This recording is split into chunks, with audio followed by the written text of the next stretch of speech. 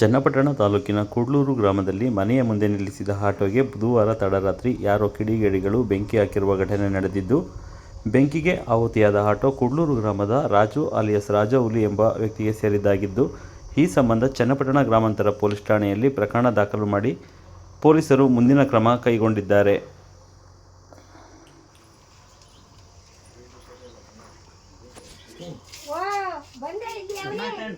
ನನ್ನ ಹೆಸರು ಲಕ್ಷ್ಮಿ. ನಮ್ಮ ಮನೆಯವರು ಆಟ ಓಡಿಸ್ತಿದ್ರು. ನಮ್ಗೆ ಅದೇ ಆಧಾರ. ನಮ್ಮ ಮನೇಲಿ 10 ಜನ ಇದ್ದೀವಿ. 10 ಜನಕ್ಕೂ ಅವರೇ ದುಡ್ಡು ತಂದು ಹಾಕ್ಬೇಕಾಯ್ತು. 12:45 1 ಗಂಟೆಲಿ ಪೆಟ್ರೋಲ್ ಇದ್ದು ಆಟೋ ಹೊಸ್ತಾರೆ. ನಮ್ಮೆಲ್ಲರಿಗೂ ಜೀವನ ಆಧಾರ ಅವರೊಬ್ಬರೇ ಇದ್ದದ್ದು. ನಮಗೆ ಅವರೇ ತಂದು ದುಡ್ಡು ತಂದು ಹಾಕ್ಬೇಕಾಯ್ತು ಆಟೋದಲ್ಲಿ.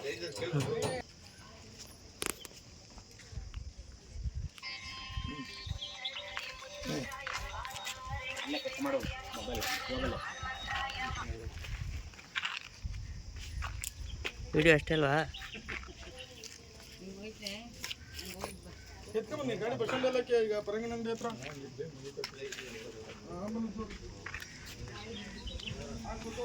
ಗಾಡಿ ಐತೆ ಬಸ್ ಸ್ಟ್ಯಾಂಡ್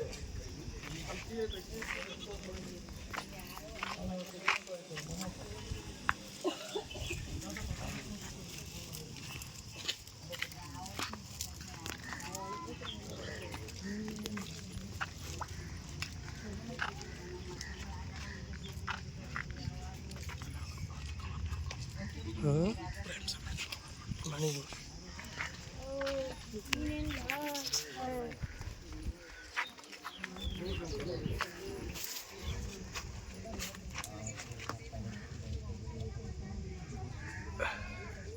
ಅಲ್ಲಿ ಏನು ಇಲ್ವಲ್ಲ ಬೆಳಕ್ಕೆ